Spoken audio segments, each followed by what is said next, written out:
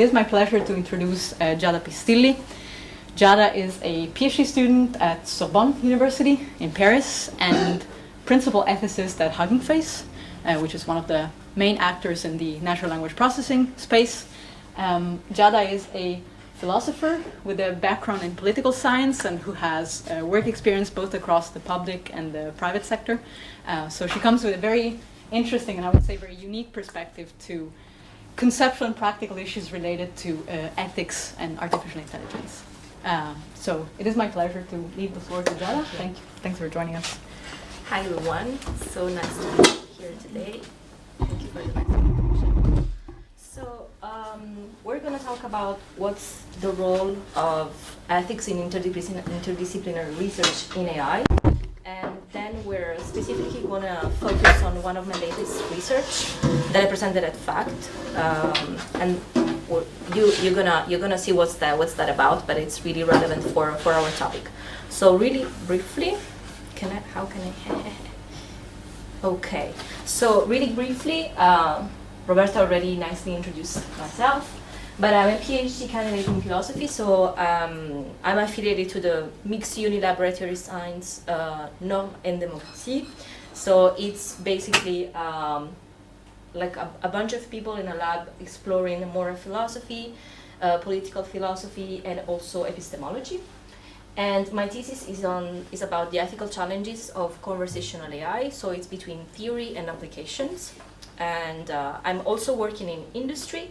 I'm the principal ethicist at Hugging Face since last May, so 2022.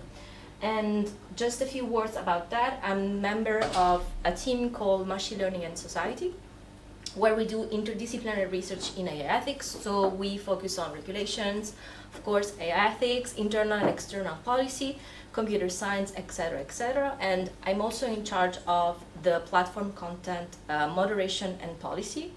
So that's just a really brief introduction in case you have practical questions about that. So over 60% of my time I'm doing research, and so I am specialized in ethical charters and frameworks. For example, I helped drafting the Diffusers Library Ethical Charter, since you can imagine when we talk about machine learning in general, and especially when you're doing open science and open source tools and maintaining also libraries and open source libraries, it can be quite challenging to, at the same time, acknowledging what could be the potential, but also the potentially negative impact that could have on users, and what I call explicit users, but also implicit users, so the people basically that really know when they're dealing with AI tools. So, well, as I was saying, we also do with policy, law, and regulations. We're a lot in touch with all EU institutions, and as you can imagine, we're also in the discussions about the AI Act, if you want to talk about that later. And I also focus on internal and external collaboration, so on specific projects about open source, safe releases, etc. Just to give you an example, when Stable Diffusion has been released on the Hugging Face platform, I was there advising the stability team. And when I talk about content moderation, of course, I have an approach more coming from the research side of it. So it's interesting to be faced with the new challenges that are related to machine learning content, because you can imagine it's not the same thing doing, for instance, like GitHub issues, and then having to deal with models, datasets, and spaces. So what's interesting is that I do a lot of cross-team collaborations, and this is my background to kind of explain why I do interdisciplinary research, because I daily talk to engineers, developers, and that's all in the Hugging Face ecosystem. So enough about that. Now we can focus on the main subject of my talk today, which is this paper called Stronger Together, and it's about the articulation that can exist between ethical charters, legal tools, and also technical tools. It's a paper that I co-authored at Hugging Face with my co-authors Carlos Muñoz Ferrandis, Yasin Yanit, and Margaret Mitchell, that maybe you know. And it's a proposal of an analysis framework for AI governance with a specific focus on the role of values. So this is why we're going to talk about what's the deal about ethics in this context, in this research context. So it's a study of the links, in a nutshell, that can exist between ethical charter. So of course, when we talk about ethics, it's not just about law, it's not just about regulation, it's just not about compliance, but it can be also about ethical compliance. And one of the tools that applied ethics kind of has are ethical frameworks and ethical charters with, of course, all their limits. So the main tools that we're going to talk about are ethical charters, and then from the more law perspective are going to be user licenses, because it's also one of the main, I would say, topic when we discuss regulations. For instance, for now, we can think about copyright issues or everything that's related to user licenses. Maybe you're familiar with the more open source licenses, or the like more restricted, less restricted. And then technical documentation, and specifically model cards and data cards. I don't know if you're familiar with that. It's coming from Mitchell's research that she did while she was still at Google. So the main focus today is going to be what's the deal basically between all those three tools, how they can serve basically AI governance, and what's specifically the role of ethics in such an articulation. So, as I was saying, there are several tools that exist in the different disciplines, and so I have been told from Roberta that you're such an interdisciplinary lab, so I'm not going to explain to you what are also the strong points, but also the challenges about doing interdisciplinary research. So this specific research has been done between ethics, law, and computer science. And when I talk about computer science, it can also be understood as information technology, since it's specifically about technical documentation, which is, my perspective, really important, especially in the AI framework. So there are several tools that exist, of course, to guide the AI development and deployment, and all that in different disciplines. So we have, as I was saying, ethical frameworks, licensing, but also regulations, and so we're kind of in the tornado of it at the moment.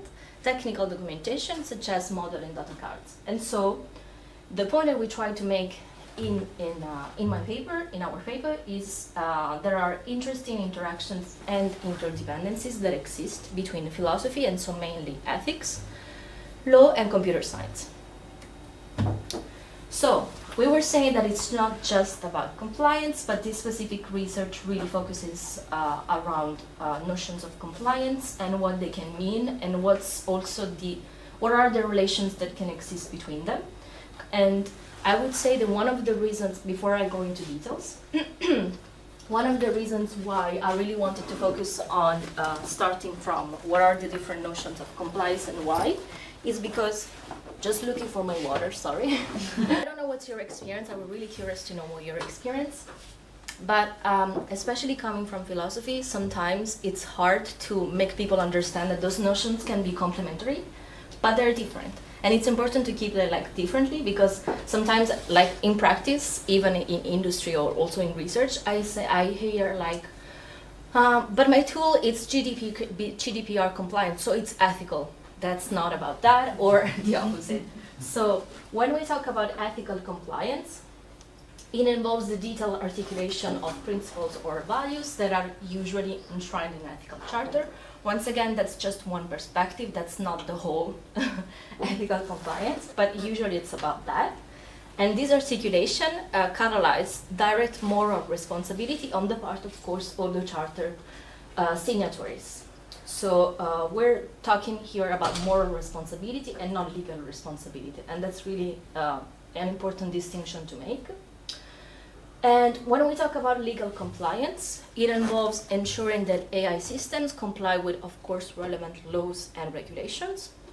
And It involves a social articulation between business and authorities, for instance, or it can come from different things. Like we know today, for instance, that if in the actual regulations that we have now about open source, and the fact that not about AI in general, but about software and coding in general, if they're mainly like, I would say, if it's less restrictive about open source, it's because GitHub was there at the table of the conversation. So it's also important to notice that when it comes to regulations, sometimes fortunately, sometimes unfortunately, but there's a lot of lobby sitting at the table as well. And when we talk about technical compliance, this, I have to be honest with you, of course, it was the most difficult to describe, because it's usually around like standardization, norms, and specifications. And so it usually involves ensuring that AI systems meet technical standards and specifications, so it's really tied to legal compliance. But it also ensures that AI systems are reliable, safe, and explainable, at least when it comes to the link that they has with legal compliance. So we can already see how those three notions of compliance are different, but are still complementary, and they can exist together, but of course they can also exist like separately. So the argument that we're trying to make, starting from this part of the research, is saying that, as the title says, they can be stronger together when they work together. But you may ask how they can work together. And especially if we come back to the main, I would say, topic of this talk this morning, is what is the role of ethics? Like, what's the deal with ethics, and what has to do with all this kind of analysis framework? So I thought it was important to go back to what do we mean when we say and we talk about values. Since, at least from my experience, it's like a buzzword lately, especially in the AI ecosystem, and it's really hard sometimes to actually know what we're talking about. So values in social sciences and humanities can have different interpretations, and so the definition is not always super clear, and I would say especially in machine learning papers. And so it has been adopted by different disciplines, but it's not just in the social sciences and humanities. So for instance, if we still keep in SSH, like for social psychology, human values are defined as human behaviors, and at least from what I've seen so far, that's the main adoption that we have in ML papers. When we talk about values, they're mainly talking about social behaviors, like what's the behavior of a specific model, or what's the behavior of a specific application. And so it's usually between our choices and preferences, and then it's usually also applied to ML systems. But if we take the sociology perspective, values are usually described as investigation into values that focus on the distinction between value judgments and value relationships. So you can see already how it shifts from being a behavior to value judgments, for instance, like what's good, what's bad, is it acceptable, unacceptable, etc. And of course, when it comes to ethics, it's even more difficult because it's really hard to find like a common definition, specifically on which everyone agrees upon. And so this is kind of the, don't worry, I'm going to give you also what I mean by values, but this is just like in a nutshell what's, I would say, the scenario, especially in the AI universe. So I would say I took the liberty to take specifically a pragmatic approach. And when I talk about pragmatic approach, I'm taught specifically, I'm sure the philosophers like among you will already know what I mean. And it's a specific, I would say, like theory that exists within ethics, specifically like contemporary philosophy.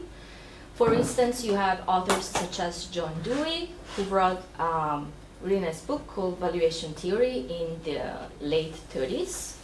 And he really, in a bear with me summary, we could say that for him, values are what we value. It might seem foolish or even, I don't know, trivial, but that's really important to note, because he also stresses the fact that values can have political significance, and so they must be considered as cultural, and therefore they have to be analyzed in their social and cultural context. It means that they can't be just extrapolated and think about values as are something that just people think or talk about that are completely unrelated about their social and cultural context and also political context. So, according to Dewey, values are also the result of individual experience, and their formation is directly influenced by desires, interests, and social customs. So, it means that really, if we want to make example to the extremis, I would say that it's no surprise that maybe people coming from a specific social context, I would say maybe between the south and the northern Italy, since there's another Italian in the audience, are usually not really the same. And once again, it's bad to make generalization, but it's just a point of view where we talk about values that are really enshrined in something that it cannot be just defined as something that is just individually sticking to individual people. But it's really part of something bigger, and so of course there are also personal experience. It could be professional experience and something like that. But if we take like a more pragmatic approach, it's part of something that it's usually bigger and tied to society, and specifically like parts of society and not society as a whole, like in the universe. And so you might ask, yeah, but where does this value, where does the like those values come from? And so I think, and this is really maybe ethics 101, like value theory 101, but I think it's really important also to make the distinction between what are called intrinsic and extrinsic values. And this is specifically true when we talk about ethical charters, and we're gonna see that later on. But why I say that is because, of course, maybe you also saw them and read them, but there are lots of ethical frameworks and charters that exist out there that, in my opinion, they really make this distinction. And so, like from a more maybe practical approach, and so when we try to just apply those values or those principles, it becomes really blurry, and you'll see what I talk about. So for instance, if we take the value of transparency, and that's always the example that I make, it's often cited among the ethical principles of AI, like how much have you heard about transparency? I think it's one of those buzzwords. And it actually provides the means for examining other intrinsic values, because if we take a step back, the distinction between intrinsic and extrinsic values is that intrinsic are values that are usually valid in themselves, and I use the word valid because, of course, it will make like a pun as they have value in themselves, like as an end, and it doesn't really make sense like verbally. But you can think about, for instance, like loyalty or honesty. Some of those values that have they can be valid as an end on themselves. Whereas extrinsic values are characterized as means to an end. So basically, you could imagine extrinsic values as serving intrinsic values. And I would say this is really basic information for philosophers, but it's really important to remind that, especially when we want to draft ethical charters. And so if we go back to the example of the value of transparency, asserting, for instance, that an AI system is transparent does not guarantee a positive moral evaluation, of course. Like we could say that, I don't know, like a system is collecting all your personal data, and so it's transparent if it says so. Like it discloses that it's collecting all your personal data, but it's not because it's transparent, it means that it could be morally evaluated as being good. Because you see that transparency doesn't really make like a value that that has value by itself, I would say, and excuse the pun. But so transparency would have to be linked to an intrinsic value, like for instance, responsibility, for it to make sense to consider it as a positive value. So if we say that we're using transparency to achieve something that it's considered as being an intrinsic value, then it would make more sense to kind of stick them together. But if we just want to achieve transparency, such as transparency, then it's not really valuable as itself. This is kind of the most maybe complicated slide to explain. So we can go back to that during Q&A if you want to. But I think it's really important, and also why I always take the value of transparency. It's because lots of people talk about it, and I think it has a lot of value. Once again, excuse the pun, but it can be more valuable if it was really maybe insert or part of something that can serve something bigger, such as an intrinsic value. I'll give you more example later on. So now you may ask, yeah, but how do we go from ethics to law? And so we're going to use another author, which is philosophy of law, a famous author called Roland Dworkin. So according to him, ethics plays a vital role in the formation and the nature of law, and has the power to influence the interpretation and application of law. So to say it simply, according to him and his work, usually it's ethics, and it's especially someone that, once again, it's really part of a specific part of the population, and it's going to influence regulations, law, legislation, etc. So this is not something that I'm inventing by myself. It's something that exists. Of course, there are different theories. I'm not saying that this is just one theory that exists in philosophy of law, but it's the one that we're going to take into account to come from ethics and going to law, and then from there trying to phrase and to frame a framework. So, in his perspective, law is a system of principles that reflects the values and beliefs of a society rather than simply a set of rules or rules issued by an institution. And so it is organic in nature, constantly adapting and evolving in response to new social situations. So for instance, the AI Act, if we want to talk about something that it's happening right now, they also drafted the first amendments coming from what they called the European values or principles. So it's one example, especially in our discipline, I would say, in the AI ecosystem, that can be used to reflect this kind of approach. So it's where the values of a specific population, I would say, like really in a to exemplify at extremes once again, just for the purpose of giving an example. Those European values have been translated into regulations. Of course, it's not perfect. It still needs to be like worked on, but it could be used as an example, especially in the AI ecosystem, as being something that from values and ethics, and especially in this kind of approach to ethics, can be translated into regulations and applications of law. So you can see how it can be organic in nature and constantly adapting, because of course values, I mean, maybe it's not obvious, but it's not something that is just that exists today and it's going to be like that forever. Since it sticks to social cultures and backgrounds and political culture as well, then it's something that it's always evolving. And so you might say, yeah, but how do we go from ethics to law, and then from law to technical compliance, or to just technical tools in general? We might use once again the AI Act example, because the EU's latest AI bill refers to model cars as a source of documentation. So this is actually also one of the examples of, we can say, transparency when it's tied to something really practical.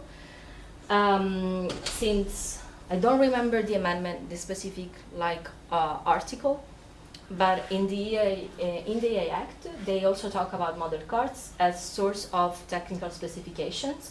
And so we could say that there's an alignment between regulatory mandates and the data that the AI community anticipates providing, because what are model cards?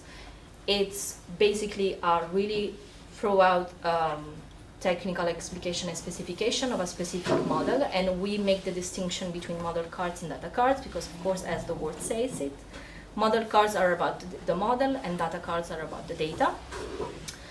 And so there's a possibility of model cards evolving into the go-to instrument for meeting future legal and regulatory requirements. So it means that if we go back to the famous principles and values that could be enshrined in an ethical charter, like from there they can inform regulation, and then the regulation can inform also technical specifications. And so in this case, model cards have become, I would say, really popular lately.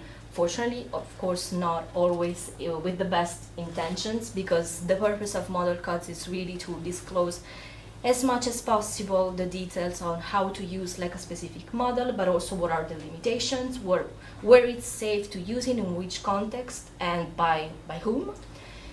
And it's also supposed to disclose the data where a specific model has been trained, and then of course you have data sheets or data cards where you have like this more throughout specifics.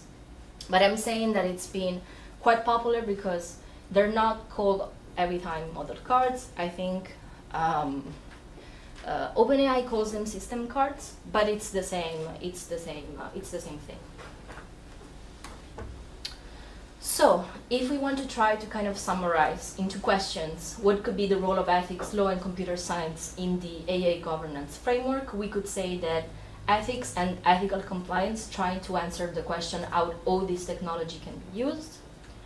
The legal can ask how shall this technology be used, and technical, how can this technology be used. It's because, of course, if we go back to moral responsibility when it comes to ethical compliance, we should first also ask the question, should we use this kind of technology, and how all this technology can be used for good purposes. Legal compliance is mostly going to tell you how shall this technology be used, so in which, like for which users, and who owns the ownership to this, to that, etc., etc., and then technical compliance, and especially I would say when it sticks to technical specifications. Once again, it might seem trivial, but I think it's really important to put them all three together because, like, for instance, if we have a computer vision model and then your model card, it's going to say that it works best if you have a lot of light, for instance, that's a technical specification, but it might have really huge negative impact on its users if it's going to be used like not in the correct way. And it could be computer vision, but it can be anything else. And so I would say that model cards are really useful in that way because it's going to show you what's basically the purpose of that specific system and how can this technology be used or not used, because one of the sections of model cards are also unintended uses. So it's already telling you what could be the potential applications and what should be the application that should be completely avoided.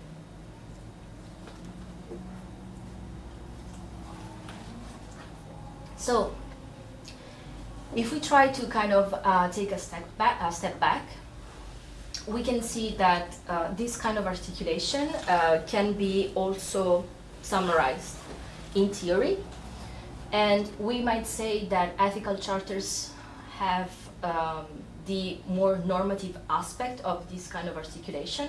Why? It's because it expresses the values that are drafted in an ethical charter, defining priorities or what Dewey said, what we value. And so the normative component influences both the descriptive and prescriptive aspects, as you can say, and those are those famous values, and that's really the role of ethics. As you can see, it's going to have an impact on technical documentation, and at the same time ML licensing, that could be that example, but in general more legal compliance. And so ML licensing in this case could be described as being the prescriptive aspect, since it pertains to what uses of an ML artifact should be allowed or prohibited based on the values expressed in the ethical charter. So you can see the movement there.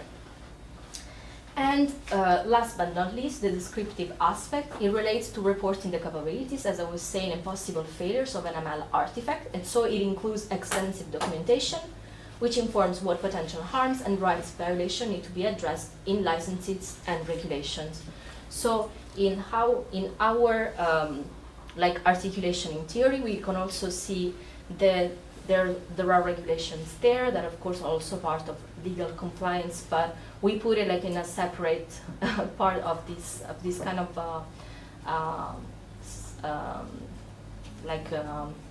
with all the errors and everything, because of course we were thinking about the AI example, and so we put it like separately. But when we say that technical documentation can also inform regulations, as I was saying, if you put in your technical specifications that your model can't be used for certain application, then this kind of information, of course, is going also to impact the regulations part of the articulation. And so you can also see kind of a loop there, since the fact that, let's say, you can't use like a computer vision system when there's not enough light, then it's going to also have an impact on regulation and technical documentation. So sorry if it's blurry, it's clear in my mind, but basically you have values that are going to inform both licensing and technical documentation. And since on those values, let's say, I'm going to give you examples, so I hope it's going to be clear with like practical example. But what's important to note is this kind of movement that of course it's always continuous, because technical documentation can evolve, ethical charters should evolve, and of course also ML licensing, and so everything has an impact basically to everything together. And so that's why it's kind of important to see where it comes from. And I usually not really a huge fan of this kind of course, since it was presented at FACT, even if it's a mostly philosophy paper, they love their graphs, so we have to put a graph. But I usually describe it as ethics as being like the tree, and then you have all the branches. And so since ethics is kind of helping you to define, like in this specific case, what are your principles or values that are guiding your project, your ML project, then from there you can kind of develop all the branches. So for me, kind of it's clear to have this kind of image. So if it helps, you can have also this image too. But I hope you can see really the role of values on this specific case, and specifically when we talk about AI governance and also in interdisciplinary research as a whole, since it's not always the case, but it can really, it can, not always, but usually and hopefully help you define what are your objectives, help you define what are your limits, and what are the kind of the guidelines and the guardrails that you put into your project. And so having the three together can kind of help you frame better your ML project. So in practice, as you maybe know, the BigScience workshop developed and deployed the biggest, maybe to date, I don't know if it's still the biggest, multilingual large language model called Bloom, and its multilingual dataset called Roots. So it was an open science project where I had the chance and honor to participate, and it was a large-scale collaborative effort because we were over 1,000 researchers working together from a wide range of different disciplines interacting. So there were lawyers, philosophers, sociologists, anthropologists, lots of people coming from different backgrounds, and of course engineers, physicists, and blah, blah, blah. But all of us working together for the same tool.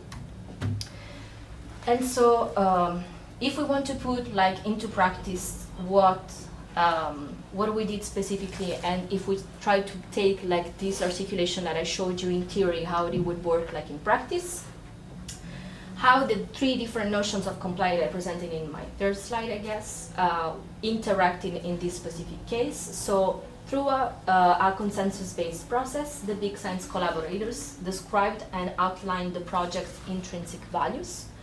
So I helped them make those values and principles explicit, and I helped them drafting the ethical charter of the project. And there, those values inform the development of the responsible AI license appendix called use restrictions and Bloom's model card.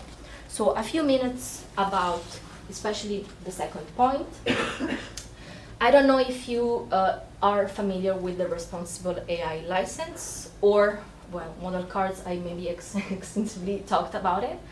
But what's interesting about the responsible AI licensing, it's something that has been applied for the first time for the BigScience project, but it was something that existed before.